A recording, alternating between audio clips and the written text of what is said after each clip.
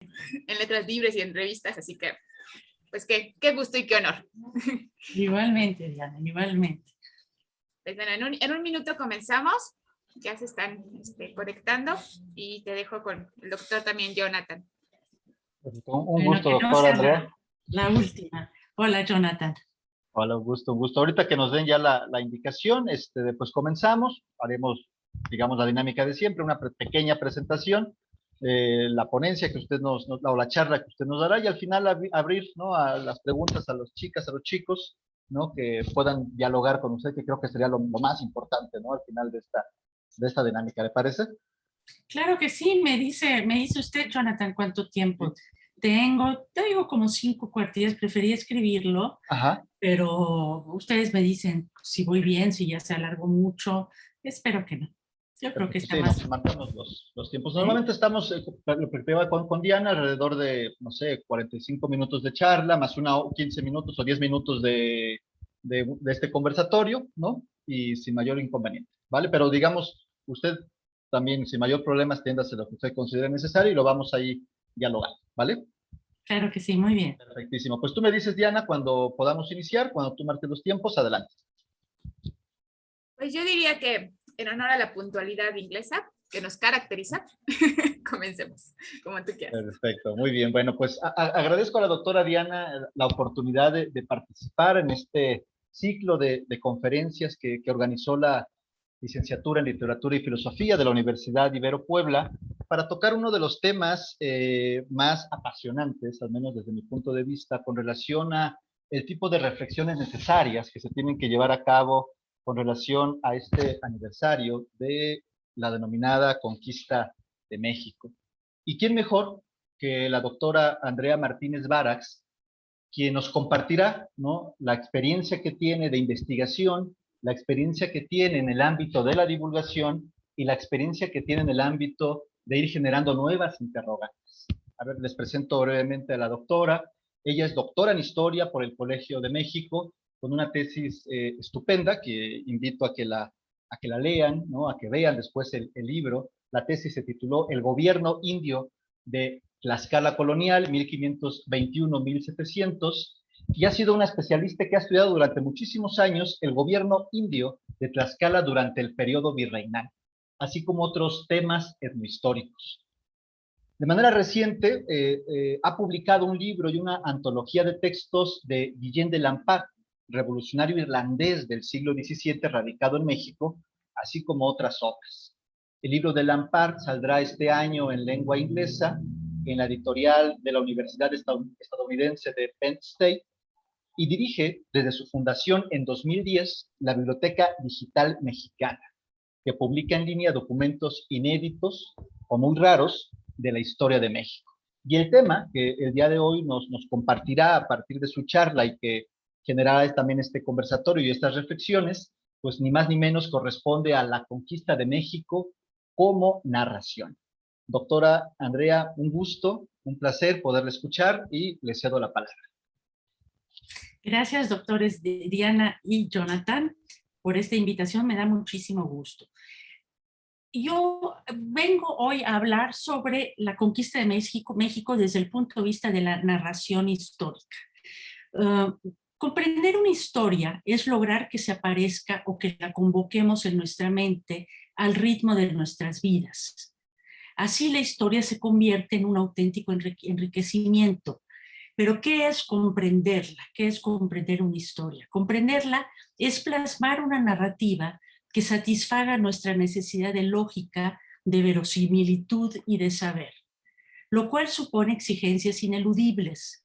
Debe sustentarse en los conocimientos que se desprenden de los materiales originales, que enlazados entre sí de manera coherente permitan una reconstrucción que dé sentido o sentidos al objeto de estudio. El vastísimo tema de la conquista de México, en el vastísimo tema de la conquista de México, la historia puede armarse analíticamente, de reflexión a reflexión, explicando las dudas, marcando las lagunas. Es la vía, por lo general, de la historiografía, en la variante de lo que Luis González llamaba historia del sustantivo. Profundiza, pero al desarmar el curso de la historia concreta, esta se mantiene en el umbral entre el primero y el segundo plano. En el primer plano está el historiador mismo, con su mirada y su percepción para el detalle, su cultura y su inteligencia confiere la calidad última a su reconstrucción intelectual. Esto sería la historia del sustantivo que se detiene en estos análisis, una reconstrucción intelectual.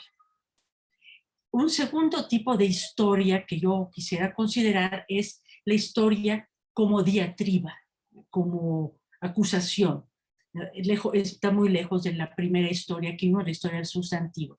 El conocimiento histórico, en el caso de la historia como diatriba, el conocimiento histórico es reducido, dominado por grandes explicaciones generales o incluso por denuncias políticas. Esta historia militante tiene la ventaja aparente de armar una narrativa continua que conserva a los protagonistas en su sitio asignado, como en un cuento para niños. Pero ya casi no son textos de historia porque bloquean la extensión que da el tiempo mismo, entonces no admiten variaciones. Por otra parte, sus protagonistas son representantes de grandes entidades opuestas. En el caso de la conquista de México, esta historia como diatriba tendría por un lado el execrable racismo de los españoles mexicanos ricos, del neoliberalismo, es una mezcla de pasado, remoto y presente, y por el otro la explotación, la humillación del indio y del pobre desde el arribo de los españoles hasta hoy. Historia como diatriba. El tercer tipo de historia, que sería el polo amablemente opuesto a la historia del sustantivo, con una amplia gama de opciones entre uno y otro, es la que el propio Luis González llamó historia del verbo. La otra fue historia del sustantivo, esta es historia del verbo. Aunque por momentos se detiene en el análisis, nunca condesciende a la denuncia. Es sobre todo una narración que elige la acción como su objeto y la profusión de los sucesos como un telar en el que el autor hilvana una historia. Para llevarla al papel es por supuesto necesario haber estudiado y entendido cabalmente la materia por contar, haberla visto en cierto modo. No es que el historiador del verbo ignore las dudas razonables que rodean muchos puntos particulares, puede enunciarlas sin extenderse para no desbalancear la narrativa. Pero si la prioridad es contar una historia, el autor debe tomar decisiones, interpretar, porque lo suyo es contar una historia comprensible. Sobre el valor de esta opción atestiguan dos poetas. William Carlos Williams escribió No ideas but in things, que se traduciría como solo hay ideas en las cosas. O Wallace Stevens, en 1954, la otra cita es de 1927, dijo, not ideas about the thing, but the thing itself. No ideas sobre la cosa, sino la cosa misma. Esta tercera opción, que me interesa enfocar el día de hoy, se acerca claramente al mundo del guión y la historia ficcional, principalmente de películas o de series. Confieso que como historiadora, siento un rechazo natural a las tergiversaciones abusivas y los cambios flagrantes a las historias basadas en hechos reales. Me incomoda igualmente la mala calidad general de las obras, no se diga la manipulación en la que a menudo incurren. Pero admitamos la realidad.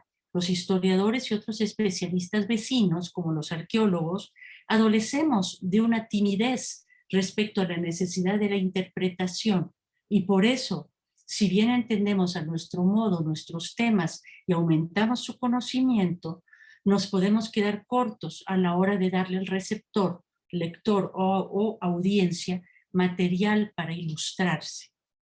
En una palabra, fallamos en ofrecer una historia, transmitir imágenes y momentos, información concreta y dar significados, explicar. ¿Por qué ocurre? Hay varias razones, pero resalto una. Tememos la censura de nuestros pares por haber incurrido en rellenar huecos, en proponer hipótesis, en esas tierras dominadas por los terrenos pedregosos de la erudición, donde toda incursión aventurera topará con el señalamiento de la falta, con la refutación que barre nuestra propuesta. El resultado es evidente. En México en particular, las narraciones históricas no son consideradas tan serias como los estudios históricos. Esto a diferencia de la tradición anglosajona, donde destaca respecto a la conquista de México, por ejemplo, la gran obra de Hugh Thomas, La conquista de México de 1993, claro ejemplo de una historia del verbo. Pero la historia puede y debe incursionar en la narración sin perder hondura y veracidad. Es posible reconstruir, recrear, imaginar sin traicionar el objeto de estudio. Un buen guión, por ejemplo, no puede dejar cabos sueltos, zonas borrosas. Basado en los datos históricos, llega el momento en que tiene que decidir. Y decidir significa profundizar, ir al meollo de los asuntos. Es así como narrar puede ayudar a descubrir saltos lógicos y significados desconocidos. Después de esta descripción de las tres tipos de historias que quería resaltar, quiero hacer un comentario breve sobre las fuentes, en tanto los escuchas de hoy son, hasta donde sé, estudiantes de literatura. Entonces, una breve introducción. La historia de la conquista de México, en particular desde la llegada de Hernán Cortés al Golfo de México hasta la rendición de México Tenochtitlan, es un buen ejemplo para este ejercicio narrativo, en tanto hablamos de una secuencia histórica restringida en el tiempo, son 2 años y medio, desde la llegada de Cortés hasta la caída de México Tenochtitlan, 2 años y medio, y también restringido en el espacio, desde la costa del Golfo y el centro de México. José Luis Martínez, historiador, mi padre, llamó al conjunto de crónicas de la conquista de México un paradigma historiográfico. Las fuentes, obras históricas primarias o cercanas a los hechos, que son las fuentes, sobre este periodo son riquísimas, contrastadas, infinitas en su profusión y riqueza, pero a la vez limitadas. Es muy difícil encontrar datos nuevos, así que todo investigador debe ir a los clásicos. Las crónicas y pinturas indígenas, que serían principalmente los anales de Cuautitlán, la relación de Tlatelolco, el Códice Aubin, el lienzo de Tlaxcala, el Códice de Azcatitlán, los cantares mexicanos, el libro 12 del Códice Florentino de Fray Bernardino de Sahagún, las cartas de relación de Hernán Cortés y la historia que escribió al final de la vida de Cortés su capellán, Francisco López de Gómara. Las crónicas de los soldados de la conquista, Bernal Díaz del Castillo en primerísimo lugar, y Fray Diego Durán, que proporciona la visión anti-Cortés. Y los autores algo posteriores, pero llenos de información temprana, Chimalpain, Xochitl, Muñoz Camargo, López de Gómara. Un mundo de información, difícil de abarcar por la profusión de detalles, y lleno de escollos en tanto su proveniencia arrastra la interpretación hacia un sentido u otro. Pero las crónicas españolas en defensa o acusación contra Cortés, las fuentes de origen indígena que ponen en primer lugar siempre a su propio pueblo, Tlatelolco, Texcoco, México Tenochtitlan o Tlaxcala. Finalmente quisiera hablar de las principales tendencias historiográficas sobre la conquista de México de hoy. Mucho se habla hoy en día de una evolución en la historia de las tendencias historiográficas respecto de la conquista de México. Examinémoslas someramente. Historia providencialista. En primer lugar, temporalmente, apareció la historia providencial, española y europea, que dominó desde el siglo XVI y sigue existiendo hasta el XXI. Los sanguinarios mesoamericanos, portadores del estigma de los sacrificios humanos y del canibalismo, fueron salvados por un puñado de españoles, portadores del mensaje de la cruz. Esta versión tiene un doble contenido racista, por la rápida condena a una civilización entera y por la creencia de que pudo ser defenestrada por un puñado de esclarecidos. Pero esta historia providencial fue rebatida desde el inicio con numerosos datos, fuerza retórica y efectividad política por personajes también españoles como Fray Bartolomé de las Casas. Y muchos pensadores españoles cuestionaron el derecho del rey de Castilla a someter a la civilización mesoamericana, así como la humanidad misma de los predadores en nuestras tierras. Otra tendencia sería la de la discusión entre descubrimiento o encuentro. Algunos recordarán la contraposición entre la idea tradicional del descubrimiento de América y el encuentro de dos mundos. Esta contraposición ocurrió en el quinto centenario del viaje de Colón en 1992 y fue protagonizada por el eminente historiador indigenista Miguel León Portilla. Si el primero, la idea del descubrimiento de América, define una entidad activa frente a otra pasiva, el segundo, el del encuentro de dos mundos, intenta equilibrarlas, los dos mundos, a mi juicio un poco a la fuerza, porque el encuentro de iguales no fue. Unos venían a someter a los otros, ¿no? No era un encuentro así como amigable, digamos, ¿no? Otra tendencia historiográfica sería la del indigenismo cristiano. Ese temprano indigenismo mexicano tenía una raíz católica. El contraste era entonces entre el español rapaz y el indígena naturalmente cristiano, víctima inocente.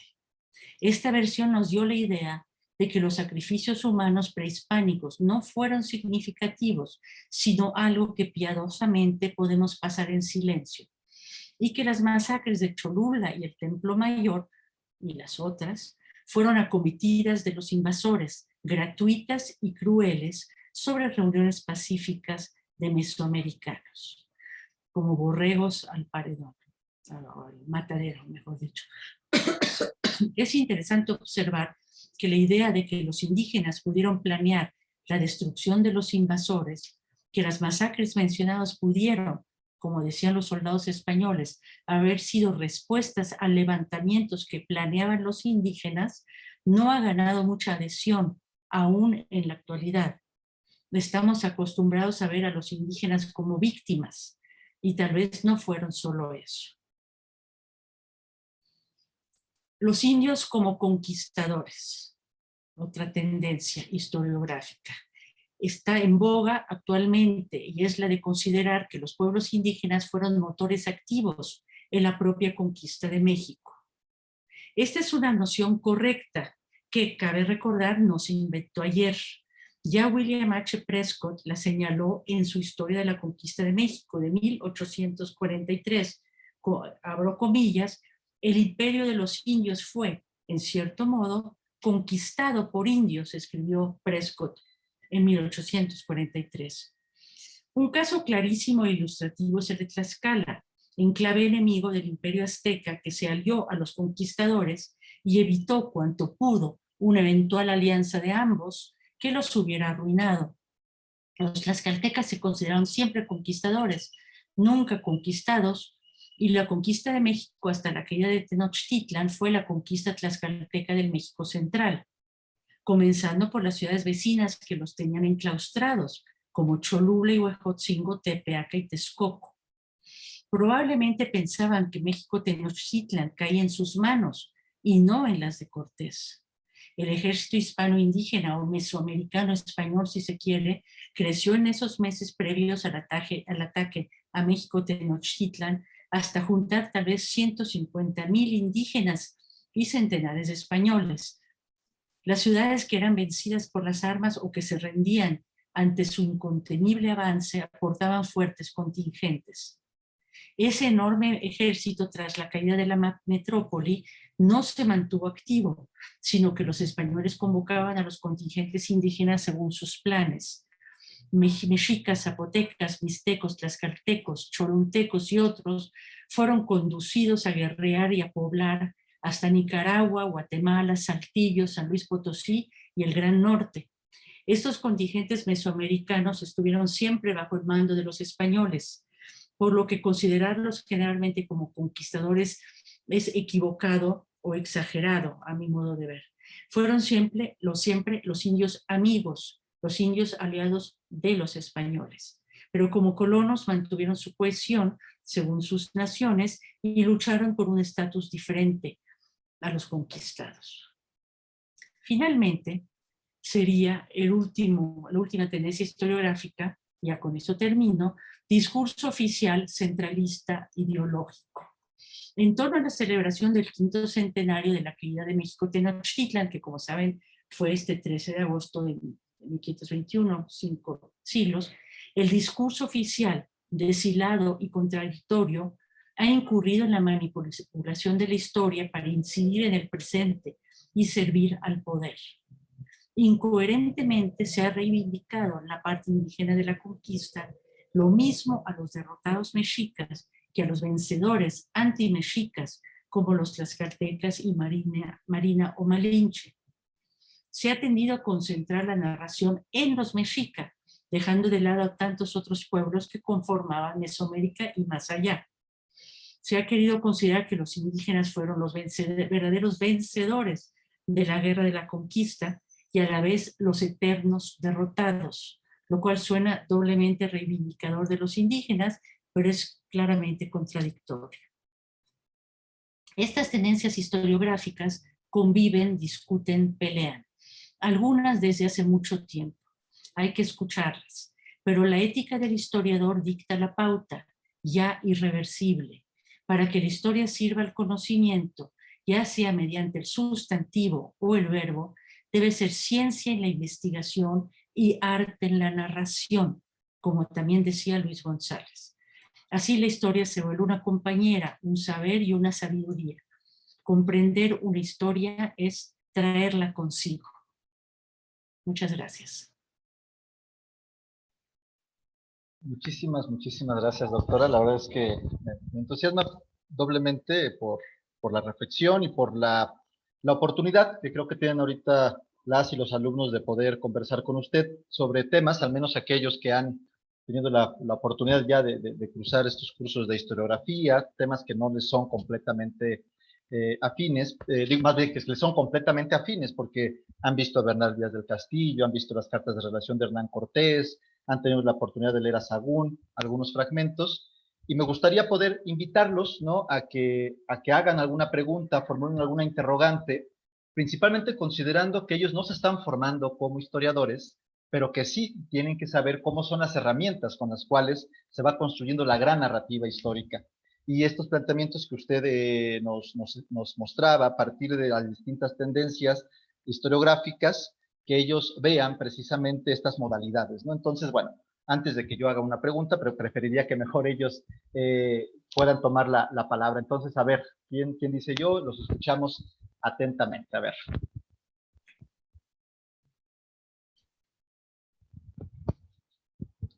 Bueno, si no, mientras yo formulo una interrogante para que ellos se puedan animar, ¿no? Bueno, aquí Pablo, creo que ya alzó la mano. A ver, Pablo, te escuchamos, si te escucha la doctora atenta.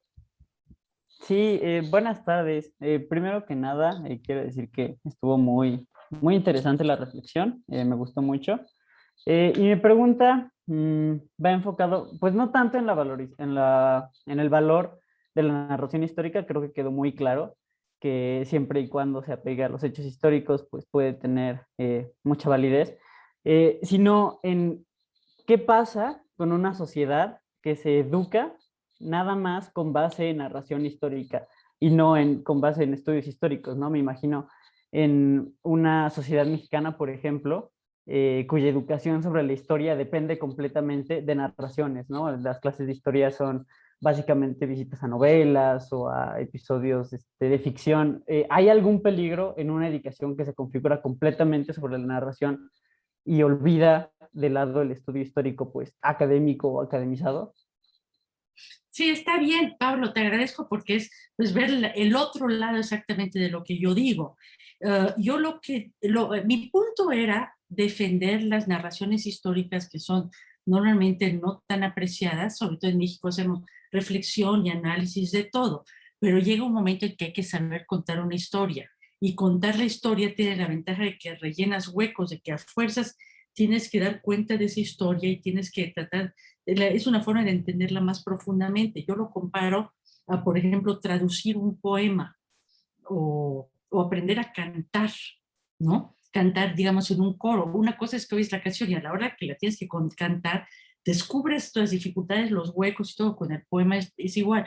Y si tú estás haciendo, digamos, un guión sobre la conquista conquista de México y tienes que de veras amarrar el relato, te vas a dar cuenta que hay cosas que son inexplicables y tienes que encontrar, pues digamos, bueno, por lo menos tener hipótesis sobre qué es lo que pasó en varios puntos. En el caso de la conquista de México, el periodo más enigmático es el periodo en que Cortés, como esos 6 meses en que Cortés y su gente estuvieron metidos en el Palacio de la Xayácatl. Esa parte es difícil. Pero es cierto lo que dices al revés, que si te cuentan una historia, como digamos, un cuento de hadas, o una historia, digamos, ya maniada, ya muy, muy repetida siempre, de alguna manera pierde sentido y bueno, te dicen lo que quieran. Y no, la única forma de poderlo rebatir es ir a las fuentes primarias. Y eso es cierto. Yo trabajé en una época en hacer libros de texto. Bueno, hice un libro de texto que todavía se vende y ahí mi posición era bueno, contar las historias básicas, sí, pero al mismo tiempo era poner fuentes, aunque sean 3 líneas, pero una cosa es que tú leas lo que pensaba Madero, y otra cosa es que te pongan un extracto de su libro, y en ese pequeño extracto tú tengas que sacar de ahí qué era lo que pensaba Madero.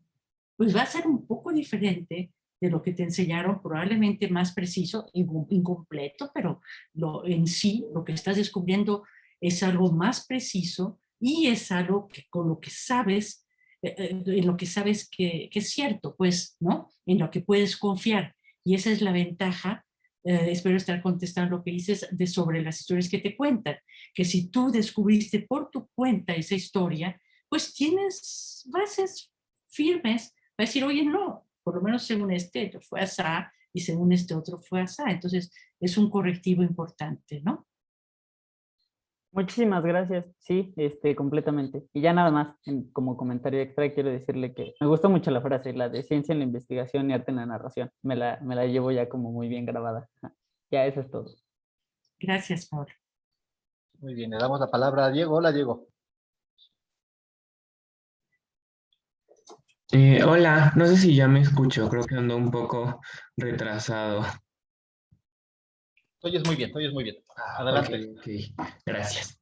Bueno, pues a mí también me gustó mucho la plática, me pareció como muy, muy concreta, muy útil, la verdad. Y quería preguntar un poco, porque yo he notado últimamente que hay como un poco como que queremos como contar esta historia justamente, ¿no? Como en héroes y villanos, ¿no? Que está como esta parte en la que hablan de los españoles, ya sea como salvadores o como los que vinieron a destrozar una civilización, ¿no? O al revés, de las personas originarias como si fueran las víctimas, como si fueran estas bestias a las que tenían que venir a salvar porque eran caníbales, ¿no? Como dos polos como muy opuestos y casi como de caricatura, ¿no? Entonces, pues yo quería preguntar cómo podemos hacer para quitarnos un poco esta historia como de héroes y villanos, ¿no? ¿Cómo podemos deshacernos de esto? Y si tú consideras desde tu labor que es necesario acercarse a la historia sin hacer juicios de valor, o si por el contrario los juicios de valor también son útiles o contaminan la historia, no sé, más o menos tu perspectiva sobre este conflicto. Gracias, Diego. Pues sí, lo que pasa es que tú dirías, y yo diría, que qué tanto es juicio de valor y qué tanto es una manera de ver la realidad. Por ejemplo, si quieres preguntarte, ¿hubo destrucción humana y cultural de una civilización con la conquista de México? La respuesta es que sí. Fue una destrucción violenta, sanguinaria, cruel, injusta, una pena, o sea, las piras de la documentación, de los códices, etcétera, no puedes oler eso sin ponerte triste, los aperreamientos, las muertes masivas, la esclavización masiva, como ocurrió por lo menos en las primeras décadas, la gente que murió de hambre, todo esto, y bueno, y la humillación y el sometimiento de tantos pueblos, y la destrucción de las joyas para fundirlas y quemaban la plomería y todas las cosas. En fin, hay material de sobra para llorar y eso no es un juicio de valor, pues es objetivo, ¿no? Lo que pasa es que lo cierto es que la historia universal está llena de eso. Nunca hay conquistas amables y los pueblos se conquistan. Estaba yo leyendo ahora a una pensadora colombiana, Carolina Sanín, que es muy interesante, decía, fue un movimiento de oriente hacia occidente, o sea, desde Asia, Europa, y África, hasta América, que es lo que permitió la circunvalación y la unidad de un mundo cerrado y completo, que permitió el renacimiento, etcétera. O sea, si tú lo ves a escala mundial, pues ya qué dices, ya para qué lo dices. O sea, como dicen, el caso típico es comparar, es hablar, por ejemplo, de Francia en relación a la conquista romana. Pues sí, estaban los galos y eran formidables, y llegaron los romanos y los destrozaron. Sí, los franceses no, sí, les gusta hablar de los galos, pero pues se sienten franceses, y ser franceses es tener su raíz latina. Y para nosotros, pues ser mexicanos es tener nuestra raíz española. Hablamos española, el catolicismo, y por lo menos dejaron muchas obras culturales de importancia. No vinieron nada más a depredar, terminaron haciendo caminos, iglesias, escuelas, hospitales, etcétera, colegios, universidades. Entonces, bueno, qué decir, es reconocer las cosas como son, recordarles a unos lo que olvidan de los otros, y hacer, no sé si un balance, pero no olvidar el otro lado. Mucho más que eso no se puede hacer, ¿no? Sí, estoy de acuerdo. Muchas gracias. De nada, Diego, gracias a ti. Muy bien. José Luis Camacho nos hace una pregunta aquí desde la parte del chat y le pregunta, doctora, ¿qué opinión le merece el llamado proyecto cortesiano del que habla Christian Duverger? ¿De qué habla quién? El que habla Duverger. Ah, del proyecto cortesiano. ¿Cuál es el proyecto? A él lo conozco sus teorías, pero ¿cuál sería el proyecto cortesiano? ¿El proyecto que traía Cortés? Yo supongo, no lo sé. O si quieres, José Luis, ¿quieres tomar la palabra? Perdón, es que no podía abrir mi micro. ¿Ya me escuchan bien? Sí, adelante. Yo disfruto mucho leer a Duverger, pero de repente presenta a Cortés como un héroe civilizador que parece que ya tenía la convicción de que este iba a ser un país mestizo. A eso varios le han llamado el proyecto cortesiano. Entonces, no sé qué opinión le merece a usted, doctor. Yo creo que Duverger a mí también me cae muy bien porque le gusta revolver, le gusta decir cosas diferentes. Ahora dice que Bernal no existió y que Bernal es Cortés. Está bien para molestar y para hacernos pensar, y me cae bien por eso, y siempre tiene una idea diferente sobre todas las cosas. Y sí, lo que pasa es que él tiene, en la historia francesa se usa, digo, Christian Duverger es francés, regresarte hasta la historia desde mucho antes como historia francesa, y quiere hacer lo mismo para México. Es una historia que va hacia atrás. O sea, Cortés de alguna manera era el portador del espíritu mexicano desde los, ¿cómo se llama? Desde el preclásico, digamos, que es que tiene un libro que más o menos, que se llama Mesoamérica, si no recuerdo mal, que más o menos dice eso. Entonces, bueno, sí se me hace un poco idealista, y digamos que tiene una opinión muy favorable de Cortés. Es cierto que Cortés no era Alvarado, que Cortés no era Pizarro. Pizarro era un destructor maligno, ¿no? Bueno, como en México también Nuño de Guzmán. Digo, Nuño de Guzmán, para no ir más lejos, a los tlaxcaltecas, los amigos tlaxcaltecas, que hicieron todo por salvar a los españoles en las peores condiciones, habiendo dejado miles de muertos desde antes de la caída de México Tenochtitlan, llegaron a ayudarlo a la conquista de Jalisco y por allá, y los tomó a todos los tlaxcaltecas y los encadenó como esclavos. O sea, eso era Nuño de Guzmán. Y bueno, Alvarado es el que hizo la masacre del Templo Mayor, etcétera. Entonces, en comparación, Cortés era un político muy fino y era un señor educado. Y bueno, y eso se combinaba en esa malicia política, que tenía una parte de extrema crueldad. Sabía usar la crueldad ampliamente para sus proyectos, para su estrategia, pero también sabía decirles. Lo primero que hizo después, bueno, después de la caída de México, Tenochtitlan, es reunirse con los pueblos aledaños, es decir, ¿qué les habían quitado los mexicas? Se los devolvemos, sus tierras, sus preeminencias, sus señores, ¿no? Se los devolvemos. Bueno, eso fue habilísimo, habilísimo. Entonces, es cierto que fue un personaje, bueno, interesante y que hubiera sido mucho peor, pero creo que exageró un poco Duverger. Gracias, doctora. Es que no soy historiador, soy esteta, y de repente le entro de historiador emergente, pero a veces creo que si fuera historiador, de alguna manera emularía alguna actitud que tiene Duverger a la hora de, si no provocar, por lo menos detonar la discusión. Muchas gracias. Igualmente.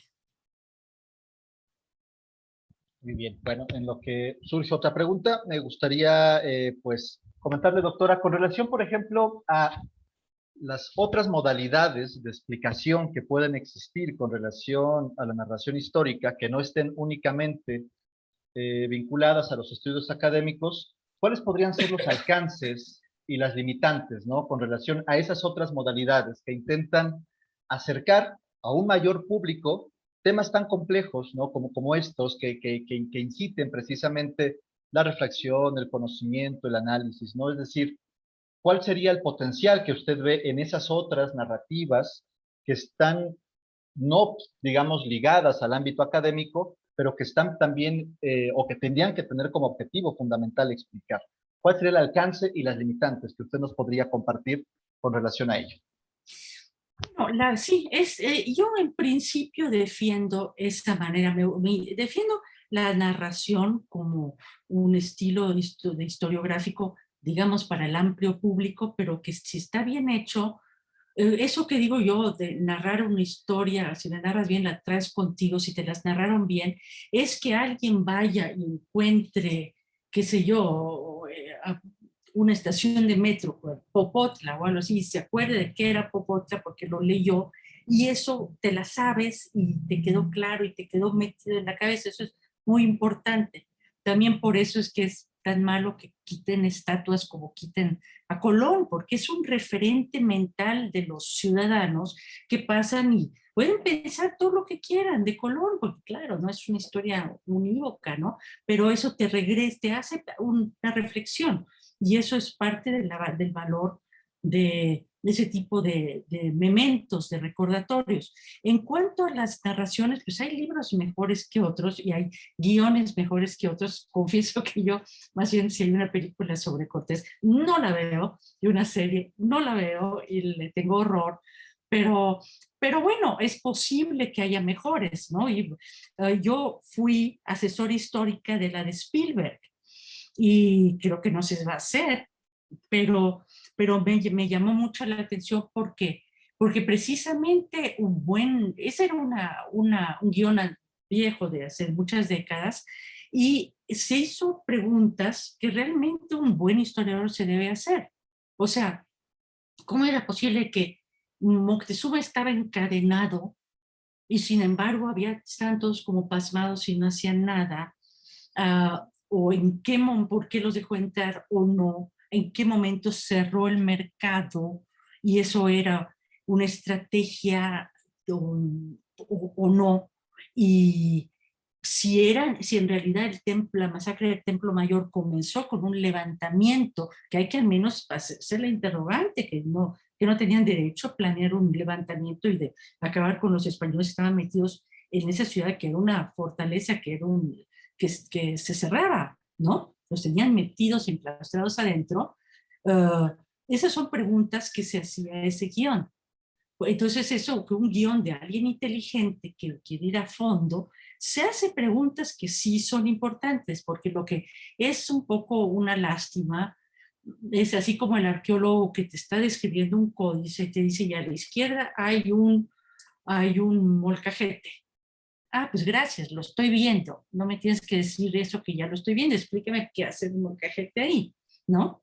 Un historiador bueno te va a decir, no, está volcado, y yo te voy a decir, mala suerte en el hogar, si es el caso, ¿no? Entonces, bueno, ya, esa es una explicación, no una descripción.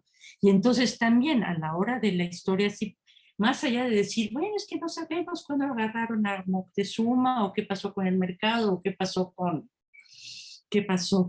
bueno, cómo murió Moctezuma y qué pasaba con la Malinche y etcétera, pues hacerse esas preguntas a fondo.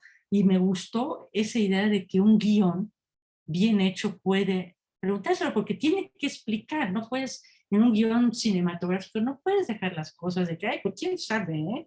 No sé, ¿no? Eso es uno de los intereses que le veo a eso. Y tienes que contarlo, a ver, ¿no?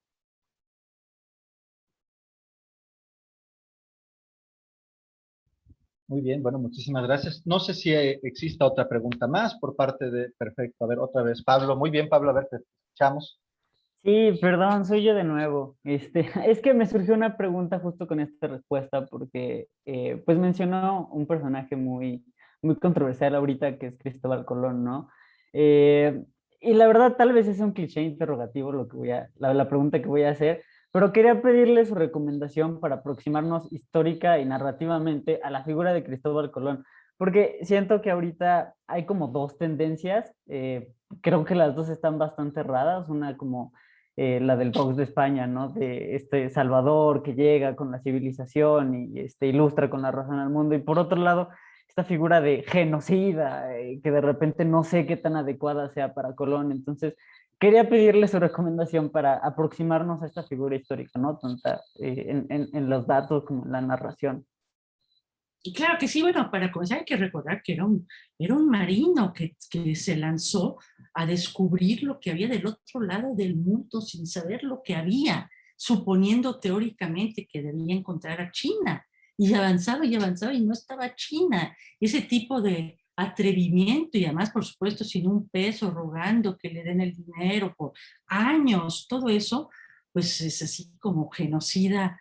Pues no, claro que a la mera hora al llegar aquí sí venía con la superioridad europea de esclavizar a quien tenía enfrente, o al menos se llevó, sí, le hizo daño a algunas comunidades, y se llevó a algunos niños a enseñárselos al rey para financiar su proyecto. Pero de Cristóbal Colón principalmente están sus propios escritos, que son fabulosos, milagrosos. Es la descripción que hace Cristóbal Colón de las nuevas tierras es como absolutamente única. Y luego debe haber libros generales. Yo me imagino que Hugh Thomas ha escrito Hugh Thomas, que también escribió sobre la conquista de México.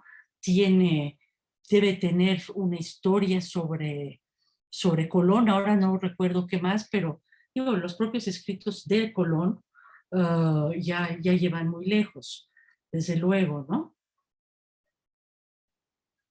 Va, muchísimas gracias. De nada. Adelante, Gael. ¿Me escuchan bien? ¿Me escuchan bien? ¿Sí? Sí. Bueno, yo tengo como una pregunta en relación a la enseñanza de la historia como en la educación primaria. Eh, y me parece como un poco oportuno por todo esto. Bueno, estamos como el mes de septiembre, el mes de octubre siempre son meses como que de mucho debate histórico que a veces no llega como a muchas soluciones, ¿no? Pero estoy tomando ahorita la clase con Jonathan sobre historiografía del discurso mundial y muchas de las cosas que siempre nos sorprenden a nuestros compañeros y a mí es como lo parcelada que estaba nuestra educación primaria sobre la educación y sobre la historia de México, ¿no? O sea, las grandes lagunas y sobre todo esta característica que mencionaba Diego de la historia de héroes y villanos, ¿no? Buenos y malos, liberales contra conservadores. ¿Sí me escuchan bien? Se trabó, perdón. Sí, ¿Sí? está Sí. bien. Entonces, ¿cuáles son como las reformas o cuáles son las cosas que tiene que transformar a la educación para que pueda haber una enseñanza, si bien no compleja como la historia académica que tenemos que echarnos a veces en algunas partes? ¿Cuáles son como los primeros bastiones que habría que poner para dar una educación desde la primaria un poco menos héroes y villanos, ¿no? Miguel Hidalgo gana, los demás pierden, México gana y es independiente, y de repente son nada más como tres momentos históricos importantes, que es el descubrimiento, ¿no? Ya la problemática incluso de la palabra, la independencia y la revolución, ¿no? Y después de todo eso, lo demás es como nada, ¿no? Entonces, Pues me interesaría mucho saber su opinión y qué podríamos hacer para cambiar. Mi experiencia es de que en los últimos años, digamos hace 10 años, los libros de texto de primaria, los obligatorios, que son uno solos de cada uno, mejoraron mucho. Tal vez me equivoco, tal vez no los vi bien, pero los anteriores a los actuales, quiero decir, a los nuevos, estaban bastante bien. Y lo que pasa es que pasan muchas otras cosas. Pasa también el nivel del maestro. ¿Para qué quieres hacer algo muy fino y muy elaborado si el maestro no le sabe mucho y si además tiene 30 minutos para cubrir 200 años? Que yo trabajé en el libro de texto y la verdad de las verdades es que tú quieres hacer pues el texto ideal, juntando todos los matices, todas las cosas, luego te dicen, sí, pero primero tiene que caber en una cuartilla, el maestro le tiene que entender, te piden una serie de clases de como instrumentos pedagógicos que son muy difíciles de comprender y no sabes si sirven muy bien. O sea, el tema de la educación es complicadito. Yo para ese libro de texto precisamente estudié ejemplos de libros ingleses y franceses. Me los mandé traer y los estudié y la conclusión era esa que les decía hace rato, que nada como poner textos originales, que es lo que hacen los libros europeos.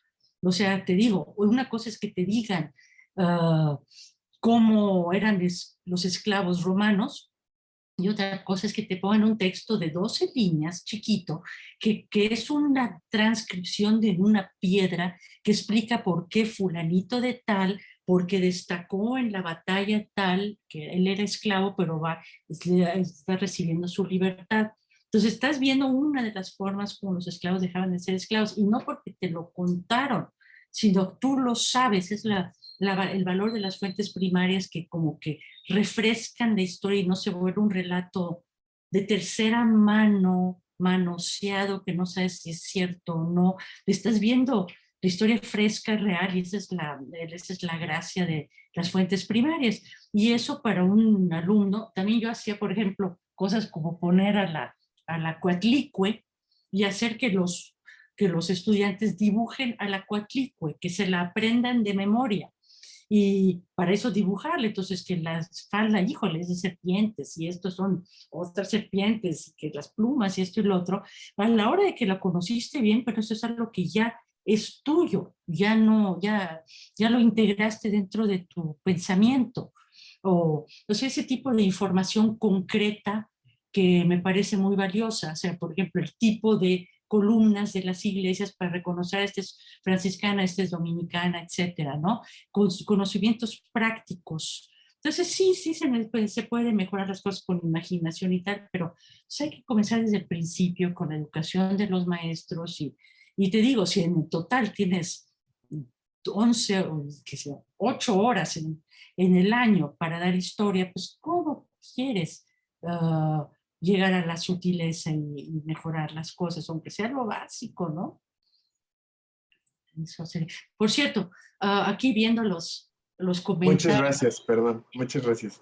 Sí, gracias, Gael. Por cierto, viendo los comentarios, dice que José Luis Camacho dijo que él usa en clase para la vida de Colón Almirante del Mar Océano, de Samuel Eliot Morrison. Gracias, José Luis, es cierto que es un libro maravilloso. Por cierto, los libros de españoles sobre temas de marineros y del todo lo que es el mar, del mar, de la marina, asociados a la marina, son excelentes, así como su museo naval.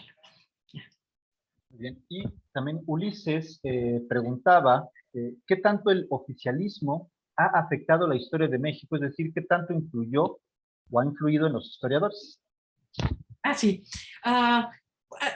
Bueno, oficialismo, está el oficialismo de ahora y el oficialismo del pasado. Los historiadores ya de mi generación supimos distanciarnos del oficialismo priista. Ya tuvimos, digamos, una independencia en relación a ellos.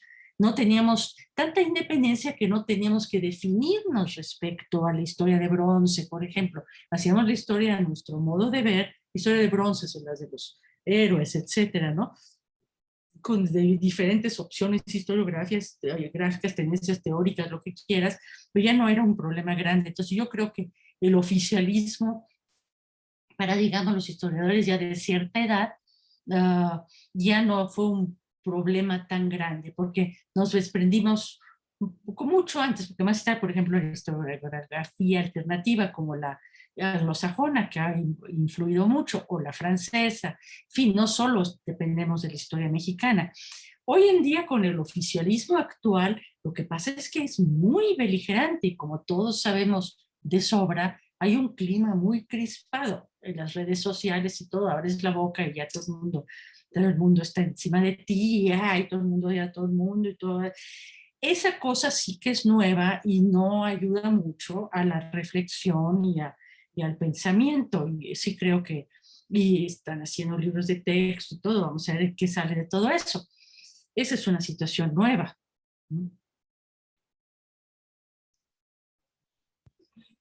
Muy bien, bueno, pues muchísimas gracias, doctora. Y comentaba la doctora Diana precisamente con relación a la importancia que tiene, no solamente para historiadores, sino para aquellos que se están formando, por ejemplo, en el ámbito de literatura y filosofía, pues la necesidad de consultar directamente las fuentes, ¿no? Y lo que usted nos planteaba, ¿no? Esta importancia de estar en contacto, de generar directamente la interpretación, el análisis, las preguntas.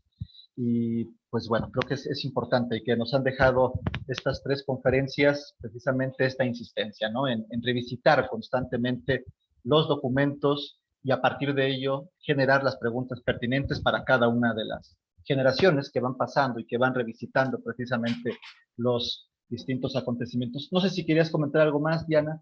Sí, que al respecto es también loable la tarea que ha hecho la doctora Andrea Martínez con la Biblioteca Digital Mexicana, que precisamente tiene este proyecto de digitalizar las fuentes y ponerlas pues al alcance de todos. Así que es una invitación también para navegar en estas digitalizaciones, en estos documentos originales, en estas introducciones que además a manera breve, porque es un medio digital, pues nos dan el contexto de la obra que se está compartiendo.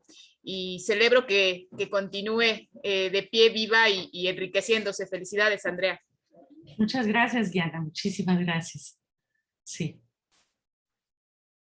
Sí, nada como volver a leer o leer por primera vez.